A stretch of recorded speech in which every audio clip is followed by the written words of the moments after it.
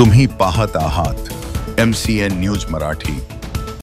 जळगाव जामोद शहरातील भाजपा कार्यकर्ता तसेच शासकीय कंत्राटदार पंकज उत्तमराव देशमुख यांनी 3 मे 2025 रोजीला त्यांच्या वायाळ शिवारातील शेतात लहान झाडाला फाशी घेतल्याचे प्रथमदर्शनी दाखविले आहे। स्थानिक पोलीस प्रशासनाने या मृत्यूची चहूबाजूने तपासणी न करता एकतर्फी आत्महत्या असल्याचे त्यांच्या तपासात सांगितले। मात्र पंकज देशमुख यांचे कुटुंब व नातेवाईकांनी ही आत्महत्या नसून हत्याच असल्याचे आग्रही मत आहे। कारण मृतकाच्या शरीरावर अनेक जखमा दिसत होत्या, त्याच्या हातावर भाजल्याच्या खुणा होत्या, कानामागून रक्त येत होतं, हाताची बोटे मोडलेली व पायाची बोटे रक्ताने माखलेली होती। तसेच फाशीवर लटकलेले असताना त्यांचे पाय जमिनीला टेकलेले दिसत होते। तसेच पंकज देशमुख यांचे मृत शरीर झाडावरून काढून पंचनामा करताना पोलिसांनी कुटुंबातील जवळच्या व्यक्तीला बोलावले नाही।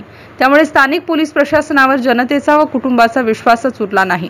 हीच भावना लक्षात घेता सर्वपक्षीय, सर्व संघटना, सर्व जाती धर्माच्या लोकांनी एकत्रित येत न्याय जन आंदोलन समितीच्या माध्यमातून आज दिनांक 9 जून रोजी दुपारी 12 वाजता उपविभागीय अधिकारी शैलेश काळे यांना पंकज देशमुख यांचे मृत्यू प्रकरण चौकशी CID मार्फत करावी या आशेचे निवेदन देण्यात आले। निवेदनाची दखल 7 दिवसाच्या आत न घेतल्यास व्यापक स्वरूपाचे आंदोलन करण्यात येईल असा इशारा यावेळी देण्यात आला।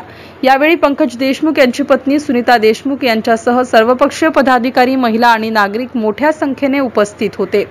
MCN न्यूज मराठी करिता जळगाववरून संपादक राजीव वाढे। स्पष्ट दिसला म्हणजे आता एखाद्या आंधळ्या बहिराला जर सांगितलं तर त्याला दिसेल की त्या पंचनामामध्ये ज्या त्याच्या शरीरावरच्या खुणा त्याची नोंद नाही आहे, हा सर्वात मोठा तपासणी अधिकाऱ्याचा दोष आहे। म्हणजे तपासणी अधिकारी हा काहीतरी ठरवून या बाबतीमध्ये आपलं हे करून आलेला आहे। तर या बाबतीमध्ये आता आज माननीय मुख्यमंत्री महोदयांना हे निवेदन आपल्या मार्फत दिलं जात आहे आणि लोकशाही मार्गाने एक विशिष्ट वेळ या सर्वच्या मध्ये देण्यात जाणार आहे। 7 दिवसाचा वेळ आम्ही प्रशासनाला या संदर्भात देतोय। 7 दिवसामध्ये CIDची चौकशी लावण्याच्या संदर्भात हालचाली झाल्या पाहिजेत। किमान नाही समजा 7 दिवसात मला मान्य आहे की 7 दिवसामध्ये CIDची चौकशी होणार नाही, पण त्याचं प्रथमदर्शनी जी कार्यवाही आहे ती मुख्यमंत्री कार्यालयाने त्याची दखल घेतली पाहिजे आणि त्या संदर्भातल्या सूचना त्या संदर्भात जाहीर करण्याची शिफारस किमान मुख्यमंत्री केली पाहिजे अशी आमची। आज ही महिला वाघिणीसारखी बाहेर आली आणि तिने सांगितलं की खरंच माझ्या कुटुंबावर जो अन्याय झाला आहे तो दूर सारण्यासाठी जी दिरंगाई होते आहे किंवा शासन दरबारी तिनं अनेकदा याचा पाठपुरावाही केला आहे, पण तरी देखील ज्या पद्धतीने याचा तपास व्हायला पाहिजे होता तो झाला नाही आहे। आणि म्हणून आज या ठिकाणी आम्ही सर्वपक्षीय मंडळी ताईंच्या सोबत उभं राहिलो आहोत की ताईला न्याय मिळाला पाहिजे। जी त्या ठिकाणी शासन दरबारी किंवा पोलीस स्टेशनच्या डायरीमध्ये आत्महत्या म्हणून नोंद स्वर्गीय पंकज देशमुख यांची केली गेली, ही आत्महत्या नसून तो घातपातच आहे आणि त्या पद्धतीने त्याचा तपास व्हायला पाहिजे होता। त्यासाठी ताई आणि सर्व मंडळी सर्व समाजातर्फे एक उग्र आंदोलन या मतदारसंघात सर्व मिळून आम्ही छेडणार आहोत। जोपर्यंत सुनीताईला न्याय मिळणार नाही तोपर्यंत संपूर्ण जनता सुनीताईच्या पाठीशी आहे। शासनाने आमच्या आशयाची दखल घ्यावी। वेगळं रूप समोरच्यांनी दिलेलं आहे त्यांच्यासोबत हत्या करून। तर माझे जे लहान मुलं आहे, माझा संसार जो उद्ध्वस्त झालेला आहे आज, तर माझ्या पतीला आणि माझ्या मुलांना न्याय मिळाला पाहिजे। आणि जे फडणवीस साहेब आहेत त्यांना माझी अशी नम्र विनंती आहे की कृपया माझ्या पतींची चौकशी ही निपक्ष व्हायला हवी आणि माझ्या पतींचे जे प्रकरण दाबण्यात आलेलं आहे ते संपूर्ण जगासमोर यायला पाहिजे। आत्महत्या दाखवली त्या दिवशीचा जर घटनाक्रम बघता पंकज देशमुख ही अशी व्यक्ती होती की त्याच्यासोबत नेहमी 4-5 लोक राहायचे, पण जी घटना ज्या दिवशी घडली त्या दिवशी त्या घटनेचा कोणीही असं सांगू शकत नाही।